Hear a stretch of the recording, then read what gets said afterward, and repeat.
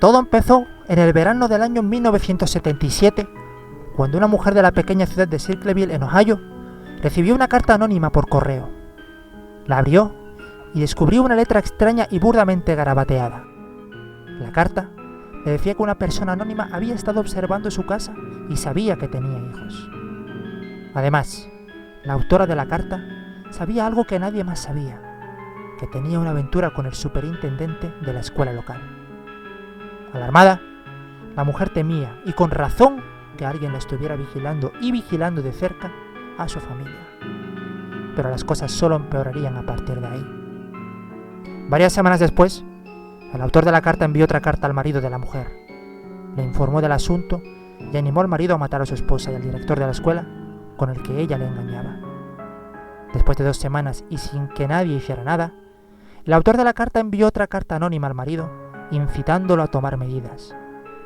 Enfurecido, el marido cogió un arma y se subió a su coche, diciéndoles a los testigos que iba a matar al autor de las cartas, dando a entender que conocía su identidad. Pero mientras conducía a toda prisa para enfrentarse a quien quiera que estuviera escribiendo las cartas, el hombre murió en un terrible accidente de tráfico. Durante años las cartas siguieron llegando, y no solo a la mujer que recibió la primera. Docenas y docenas de residentes de Circleville recibieron cartas durante casi las 2 décadas siguientes. Sorprendentemente, las cartas contenían información personal sobre ellos mismos, que la gente no tenía idea de cómo había descubierto ese extraño al azar. Las cartas también contenían acusaciones descabelladas y amenazas violentas específicas. Eso hizo que la policía interviniera. Sin embargo, nunca pudieron averiguar qué estaba pasando.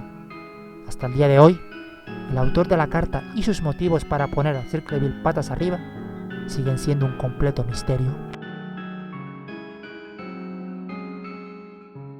En algún momento olvidado hace mucho tiempo, a mediados del siglo XII, 2 niños pequeños con piel teñida de verde aparecieron de repente de la nada en el pequeño pueblo de Woolpit, en Suffolk, Inglaterra.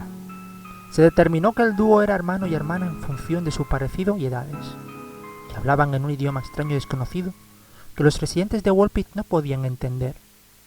Lo más extraño, sin embargo, era que su piel estaba teñida de verde y tenía un aspecto muy inquietante.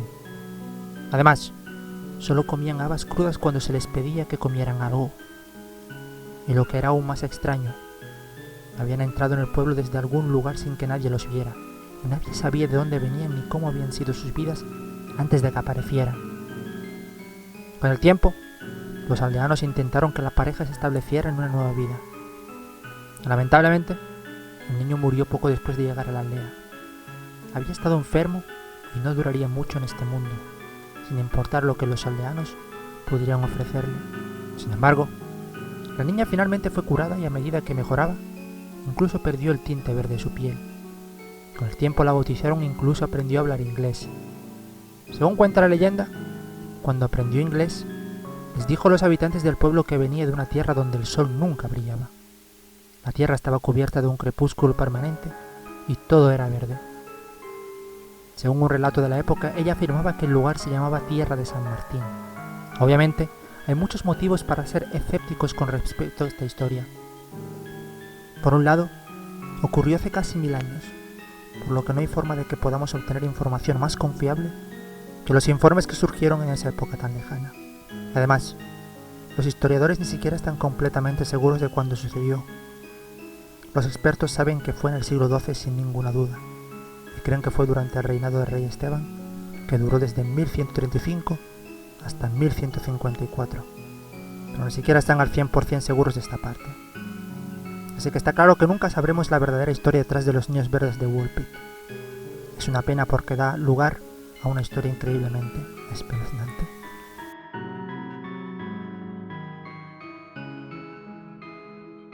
El 20 de agosto del año 1966, un niño que volaba una cometa en una colina remota y de difícil acceso en las afueras de Río de Janeiro, en Brasil, encontró los cadáveres de 2 hombres.